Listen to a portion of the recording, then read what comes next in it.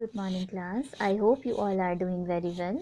So today we will be doing chapter 6 from your supplementary reader movements. आपकी supplementary reader movements का chapter 6 है Weathering the Storm in Ersama. Let us start the reading. The cyclone that hit Orissa in October 1999 killed thousands of people and devastated hundreds of villages. Odisha में 1999 में एक cyclone आया जिसने बहुत हज़ारों लोगों को मारा and devastated hundred of villages और बहुत सारे विलेजेस को डेविस्टेट मतलब एक बहुत बुरी स्थिति में छोड़ा. For two dreadful nights, Prashant, a young man, was marooned on the roof of a house. 2 रातों के लिए प्रशांत नाम का एक यंगस्टर एक छत पर घर की छत पर उसे रहना पड़ा. वहीं पर वो उसे सहारा लेना पड़ा. ऑन द थर्ड डे ही decided to go to the village. तीसरे दिन वो अपने गांव लौटने का उसने विचार किया. Did he find his family? क्या उसे उसका परिवार मिला? So to find out we will read this chapter. On 27th October 1999, 7 years after his mother's death, Prashant had gone to the block headquarters of Ersama, a small town in coastal Orissa, some 18 kilometers from his village, to spend the day with a friend. 27 अक्टूबर 1999 को 7 साल बाद अपनी mother की death के प्रशांत अरसामा के block headquarter गया था, जो कि एक छोटा सा शहर है उड़ीसा में, जो कि 18 किलोमीटर दूर था उसके गांव से. वहाँ पर वो गया था अपने एक फ्रेंड के घर कुछ समय व्यतीत करने. In the evening a dark and menacing storm quickly gather. शाम के समय एक काला और ख़तरनाक तूफान जो है वो एकदम से गैदर हुआ आसमान में. Winds beat against the houses with a speed and a fury that Prashant had never witnessed before. हवाएं इतनी तेज़ थी और इतनी तेज़ी से टकरा रही थी घरों से कि प्रशांत ने इस तरीके का जो गुस्सा है वो कभी नहीं फील किया था मौसम में. Heavy and incessant rain filled the darkness. तेज बरसात भारी बरसात ने की वजह से जो मौसम है वो डार्क हुआ. एंशियंट ट्रीज व uprooted and crashed to the earth. पुराने ट्रीज जो हैं वो अपनी जड़ों से उखड़ गए और ज़मीन पर गिर गए. Screams rent the air as people and houses were swiftly washed away. चीखों से जो एटमॉस्फेयर है वो भर गया क्योंकि पानी के बहाव के साथ बहुत सारे घर और लोग बहते जा रहे थे. The angry water swirled into his friend's house neck deep. जो एंग्री वाटर है मतलब पानी का जो बहाव है वो उसके घर में उसके फ्रेंड के घर में घुस गया पानी. वो neck deep मतलब neck की लेंथ तक. The building was of brick and mortar and was strong enough to survive the devastation of the wind's velocity of 350 kilometre per hour. जो बिल्डिंग थी जो घर था वो ईंटों से बना था. सो इतना स्ट्रॉन्ग था कि वो इतनी तेज़ हवा को सर्वाइव कर सके. But the cold terror of the family grew with the crashing of the trees that had got uprooted and fallen on their house. लेकिन डर की बात ये हुई आतंक किस चीज़ का था कि जब एक पुराना ट्री गिरा और उनके घर के ऊपर गिर गया. Some time in the middle of the night damaging its roof and wall. और उसके गिरने की वजह से आधी रात के टाइम वो गिरा. जो रूफ है और जो वॉल्स हैं घर की वो डैमेज हो गई. The crazed destruction wrought by the cyclone and the surge of the ocean continued for next 36 hours. इस तरीके का जो डिस्ट्रक्शन तबाही जो थी साइक्लोन की अगले 36 घंटे तक जारी रही. Although wind speeds had reduced somewhat by the next morning. हालांकि जो हवा का बहाव था वो थोड़ा रुक गया था अगली सुबह तक. To escape the waters rising in the house, Prashant and his friend's family had taken refuge on the roof. अब भरे हुए पानी से बचने के लिए प्रशांत और उसके फ्रेंड की फैमिली जो है वो छत पर उन्होंने सहारा लिया. Prashant will never forget the shock he experience at his first glimpse of the devastation wrought by the super cyclone in the grey light of the early morning. प्रशांत वो नज़ारा कभी नहीं भूलेगा जब अगली सुबह जब रोशनी हुई और जो मंज़र था जो नज़ारा था तबाही का उसको वो कभी नहीं भुला पाएगा. A raging deadly brown sheet of water covered everything as far as the eye could see. Brown colour के पानी ने सब कुछ डुबा दिया था. Only fractured cement houses still stood in the few places. Cement के बने कुछ घर ज़रूर टूटे जो डैमेज हुए थे वो ज़रूर दिख पा रहे थे खड़े. Bloated animal carcasses and human corpses floated in every direction. फूले हुए एनिमल्स की शव एंड ह्यूमंस के कॉप्सेस मतलब शव डेड बॉडीज़ वो तैर रही थी पानी में। All round even huge old trees had fallen. पुराने जो बड़े पेड़ थे वो भी गिर चुके थे। Two coconut trees had fallen on the roof of their house. दो कोकोनट के ट्रीज उनकी छत पर भी गिरे थे। This was a blessing in disguise because the tender coconuts from the trees kept the trapped family from starving in the several days that followed. ये पेड़ों का गिरना उनके लिए एक ब्लेसिंग साबित हुआ, क्योंकि कोकोनट ट्रीज में जो कोकोनट लगे थे उस वजह से ये परिवार काफ़ी दिनों तक सरवाइव कर पाया। For the next 2 days, Prashant sat huddled with his friend's family in the open on the rooftop. अगले 2 दिन तक प्रशांत अपनी फ्रेंड की फैमिली के साथ छत पर बैठा रहा। They froze in the cold and incessant rain. वो लोग ठंड के मारे फ्रीज हो गए थे क्योंकि रेन लगातार थी। The rain water washed away Prashant टीयर। पानी था जो बरसात का, उसने प्रशांत के जो आंसू थे उन्हें साफ कर दिया था। The only thought that flash through his mind was weather his family had survived the fury of the super cyclone. एक ही ख्याल उसके दिमाग में चल रहा था कि क्या उसका परिवार इस साइक्लोन में बचा होगा या नहीं। Was he is to be bereaved once again, या फिर उसे फिर से ये दुख सहना पड़ेगा किसी फैमिली मेम्बर को खोने का। 2 days later, which seemed to Prashant like 2 years, the rain ceased and the rain water slowly began to recede. अगले 2 दिन बाद प्रशांत अगले 2 दिन बाद, जो कि एक्चुअली प्रशांत को 2 साल जितने लंबे लगे, फाइनली जो रेन है वो रुकी और जो रेन बारिश का पानी था वो उतरना शुरू हुआ। Prashant was determined to seek out his family without further delay. Prashant ने निश्चय कर लिया था कि वो अपनी फैमिली को ढूंढने निकलेगा, but the situation was still dangerous. लेकिन हालात अभी भी खतरनाक थे। His friends family pleaded with Prashant to stay back a little while longer. उसके फ्रेंड की फैमिली ने बहुत मिन्नतें की प्रशांत को रुकने के लिए, but Prashant knew he had to go. लेकिन प्रशांत को पता था कि उसे जाना ही होगा। He equipped himself with a long, sturdy stick and then started on his 18-kilometer expedition back to his village through the swollen flood waters. उसने अपने लिए अपने साथ एक स्टिक रखी और फिर अपनी 18 किलोमीटर की जर्नी शुरू करी अपने गांव की तरफ। It was a journey he would never forget. इस यात्रा को वो कभी नहीं भूल पाएगा। He constantly had to use stick to locate the road. उसे अपनी छड़ी का उस स्टिक का इस्तेमाल करना पड़ा लगातार, ये पता लगाने के लिए कि सड़क कहाँ है। To determine while the water was most shallow, ये पता लगाने के लिए कि पानी कहाँ बह गहरा है और कहाँ नहीं। At places it was waist, कई जगह ये कमर तक आ रहा था पानी। एंड प्रोग्रेस वॉज स्लो, और उसका चलना मुश्किल था। At several points he lost the road and had to swim. बहुत जगहों पर ऐसा हुआ कि वो रोड नहीं ढूंढ पाया और उसे तैर कर जाना पड़ा। After some distance he was relieved to find 2 friends of his uncle who were also returning to their village. कुछ डिस्टेंस के बाद उसे खुशी हुई कि उसे उसके अंकल के कुछ दो दोस्त मिल गए जो अपने गांव की तरफ जा रहे थे। They decided to move ahead together, उन सब ने एक साथ जाने का डिसाइड किया। As they waded through the waters the scenes they witness grew more and more macabre. जैसे जैसे वो आगे बढ़ते रहे उस पानी में, जो दिखने वाले दृश्य थे और भयंकर होते गए। They had to push away many human bodies, men, women, children, and the carcasses of dogs, goats, and cattle that the current swept against them as they moved ahead. उन्हें रास्ते से कहीं ह्यूमन बॉडीज, जिसमें man women बच्चे सब थे, dogs की dead bodies, goats की, पशुओं की डेड बॉडीज हटानी पड़ी क्योंकि उन्हें अपना रास्ता बनाना था। In every village that they passed they could barely see a house standing. जिस भी गांव से वो गुजरे उन्हें कोई एक आधा मकान ही खड़ा मिला। Prashant now wept out loud and long. Prashant अब जोर जोर से रोने लगा।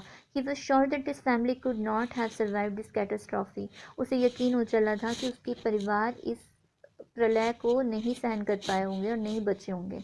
इवेंचुअली प्रशांत रीच्ड हिज विलेज कालीकुडा। फाइनली प्रशांत अपने गांव कालीकुडा पहुंचा। हिज हार्ट वेंट कोल्ड, उसका दिल ठंडा था। Where their home once stood there was only remnants of its roof. जहां उसका घर हुआ करता था वहां सिर्फ कुछ अवशेष बचे थे छत के। Some of their belongings were caught, mangled and twisted in the branches of the trees just visible above the dark waters. उनके घर की कुछ चीज़ें पेड़ों की टहनियों पर लटकी हुई थी। Young Prashant decided to go to the Red Cross shelter to look for his family. Young Prashant ने डिसीजन लिया कि वो रेड क्रॉस का जो शेल्टर है वहाँ पर जाएगा और अपनी फैमिली को ढूंढेगा। Among the first people he saw in the crowd was his maternal grandmother. उसे जो शुरुआत में जो लोग दिखे उसमें उसे अपनी नानी दिखी। Weak with hunger she rushed to him, her hands outstretch, her eyes brimming, it was a miracle. उसकी नानी वीक थी क्योंकि उन्हें खाना नहीं मिला था। वो उसकी तरफ दौड़ के आई, उनकी बाहें खुली हुई थी, उनकी आंखों में आंसू थे। ये एक करिश्मा था। They had long given him up for dead. उन्होंने उसे मरा हुआ मान लिया था। Quickly word spread and his extended family gathered around him. जल्दी ही ये खबर फैल गई कि प्रशांत जिंदा है और उसकी जो फैमिली है उसके आसपास इकट्ठा हो गई। Hugged him tight in relief. सबने उसे गले लगाया। Prashant anxiously scanned the motley battered group. His brother and sister, his uncles and aunts, they all seemed to be there. उसका सारा परिवार ठीक ठाक था. By the next morning, as he looked in the desperate situation in the shelter, he decided to get a grip over himself. अगली सुबह जैसे उसने हालात देखे में उसने हालात को अपने हाथ में लेने का डिसाइड किया. He sensed the deathly grief settling upon the 2,500 strong crowd in the shelter. वो देख पा रहा था 2500 की उस भीड़ जो है वहाँ पे लोगों की, वो दुख में डूबे हुए हैं. 86 lives were lost in the village. 86 लोग मर चुके थे उस गांव में. All the 96 houses had been washed away. सभी घर बह चुके थे. It was their 4th day at the shelter. उस शिविर में उनका ये 4था दिन था. So far they had survived on green coconuts, but there were too few to go around such a tumult of people. वो अब तक कोकोनट्स पे ज़िंदा थे, लेकिन इतने सारे लोगों को खिलाने के लिए वो इनफ नहीं थे, जल्दी ख़त्म होने वाले थे. Prashant, all of 19 years, decided to step in as a leader of this village. Prashant जो कि सिर्फ 19 साल का था, उसने डिसाइड किया कि वो अपने गांव का लीडर बनेगा. If no one else did, अगर कोई और नहीं बनना चाहता. He organised a group of youths and elders to jointly pressurise the merchant once again to part with his rice. उसने ग्रुप बनाया यंगस्टर्स और एल्डर्स का, ताकि वो मर्चेंट को प्रेशराइज कर सकें चावल लेने के लिए. This time the delegation succeeded and return triumphantly. वो इसमें सक्सेसफुल हुए और जीत कर वापस आए. Wading through the receding water with food for the entire shelter, no one cared the rice was already rotting. जब वो चावल लेके पहुंचे, वो इतने खुश थे कि उन्हें ये भी नहीं पता लगा कि वो चावल सड़ना शुरू हो चुके थे. Branches from fallen trees were gathered to light a reluctant and slow fire. टहनियाँ जो कि टूटे हुए पेड़ों से गिरी थी, उन्हें इकट्ठा किया गया आग जलाने के लिए. On which to cook the rice, जिस पर चावल बनाए जाने थे. For the first time in the 4 days the survivors at the cyclone shelters were able to fill their bellies. उन 4 दिनों में ये पहली बार था कि जो सर्वाइवर्स थे उन्होंने भरपेट खाना खाया. His next task was to organize a team of youth volunteers to clean the shelter of filth, urine, vomit and floating carcasses. अगला काम जो था वो ये था कि लोगों को इकट्ठा किया जाए और जो गंदगी है शेल्टर की, शिविर की, जिसमें यूरिन, वॉमिटिंग और अवशेष जो थे डेड बॉडीज़ के, वो इन सबको साफ़ किया जाए. And to tend to the wounds in the fractures of the many who had been injured. और जो लोग घायल हैं उनके वुंड्स को ठीक किया जाए. On the 5th day, the military helicopter flew over the shelter and dropped some food parcels. 5वें दिन मिलिट्री का हेलीकॉप्टर ऊपर से गुजरा और उसने कुछ फूड के पैकेट्स नीचे गिराए. It then did not return, और उसके बाद नहीं लौटा. The youth task force gathered empty utensils from the shelter. जो यूथ थे उन्होंने खाली बर्तन इकट्ठे किए. Then they deputed the children to lie in the sand left by the waters around the shelter with these utensils on their stomachs to communicate to the passing helicopters that they were hungry. उन्होंने क्या plan बनाया कि बच्चों को कहा कि वो late जाएं रेत पर, उन बर्तनों को अपने पेट पर रख लें, ताकि इससे ऊपर उड़ रहे जो हेलीकॉप्टर है उन्हें ये मैसेज मिल सके कि वहाँ पर लोग भूखे हैं. The message got through, message पहुंचा. And after that the helicopter made regular rounds of the shelter. उसके बाद हेलीकॉप्टर हर रोज़ वहाँ खाना देने आने लगा. Air dropping food and other basic needs. वो हवा से ही खाना नीचे गिराते और दूसरी ज़रूरत की चीज़ें भी. Prashant found that a large number of children had been orphaned. Prashant को पता चला कि बहुत सारे बच्चे अनाथ हो चुके हैं. He brought them together and put up a polythene sheet shelter for them. Prashant ने इन बच्चों को इकट्ठा किया और एक उनके लिए पॉलिथीन की से बना एक घर तैयार किया. Sorry. Women were mobilized to look after them. Women की जिम्मेदारी ये लगाई गई कि उनका ध्यान रखें. While the men secured food and material for the shelter. जबकि आदमी जो थे उनकी ड्यूटी थी कि वो शिविर के लिए खाना और ज़रूरी चीज़ें इकट्ठा करें. As the weeks passed, Prashant was quick to recognize that the women and children were sinking deeper and deeper in their grief. जैसे जैसे हफ्ते बढ़ते गए, प्रशांत ने ये रियलाइज़ किया कि जो बच्चे और औरतें हैं वो अपने दुख में डूबती जा रहे हैं. He persuaded the women to start working in the food for work program started by an NGO. उसने औरतों को ये कन्विंस किया कि वो एक NGO के लिए काम करें जिनका एक प्रोग्राम था food for work and for the children he organise sports event. बच्चों को ठीक करने के लिए, उनका ध्यान भटकाने के लिए उसने कुछ स्पोर्ट इवेंट्स ऑर्गेनाइज की. He himself love to play cricket and so he organise cricket matches for children. Prashant को खुद क्रिकेट खेलना पसंद था, इसलिए उसने बच्चों के लिए क्रिकेट मैचेस ऑर्गेनाइज किए. प्रशांत engaged with other volunteers in helping the widows and children to pick up the broken pieces of their life. प्रशांत जुट गया और वॉल्टियर्स के साथ ताकि वो विधवा औरतों और बच्चों को फिर से उनकी ज़िंदगी इकट्ठा करने के लिए, अपनी ज़िंदगी को फिर से शुरू करने के लिए कुछ कर सकें. The initial government plan was to set up institution for orphans and widows. पहला जो गवर्नमेंट का प्लान था वो विधवाओं के लिए और बच्चों के लिए, अनाथ बच्चों के लिए था. However, this step was successfully resisted as it was felt that in such institutions children would grow up without love. लेकिन गवर्नमेंट की इस पहल को लोगों ने रेजिस्ट किया, उसका विरोध किया कि ये माना गया कि अगर ऐसी जगहों पर बच्चे पले तो बिना प्यार के ग्रो करेंगे and the widows would suffer from stigma and loneliness. और ऐसे संस्थाओं में अगर विधवाओं को रखेंगे तो उन्हें एक तरीके से सोसाइटी के स्टिग्मा का मतलब एक तरीके से उनका बहिष्कार होगा और वो अकेली ज़िंदगी जिएंगी. Prashant group believe orphans should be settled in their own community itself. Prashant का ग्रुप ये बिलीव करता था कि अनाथ बच्चों को उनकी खुद की सोसाइटी में ही सेटल किया जाए. Sorry. Possibly in new foster families made up of childless widows and children without adult care. ऐसी जगहों पर foster families होती हैं जो एक्चुअली अनाथ बच्चों को जगह देती हैं. तो ऐसा कुछ उसने अरेंजमेंट किया कि जो चाइल्डलेस मदर्स हैं, जो विधवाएं हैं जिनके बच्चे नहीं हैं, वो ऐसे बच्चों को पालें जो अनाथ हो चुके हैं. It is 6 months after the devastation of the super cyclone. 6 महीने हो चुके हैं उस साइक्लोन को आए. This time Prashant wounded spirit has healed simply because he had no time to bother about his own pain. इस वक्त प्रशांत की जो आत्मा है वो इसीलिए हील हो पाए क्योंकि उसके पास समय नहीं था अपने दुखों के बारे में सोचने का. His handsome, youthful face is what the widows and orphan children of his village seek out most in the darkest hours of grief. उसका चेहरा देखना चाहते थे उस गांव के लोग, उस गांव की विधवाएं, बच्चे, जब वो खुद डाउन फील कर रहे होते थे. तो प्रशांत औरों के लिए इंस्पिरेशन बन गया.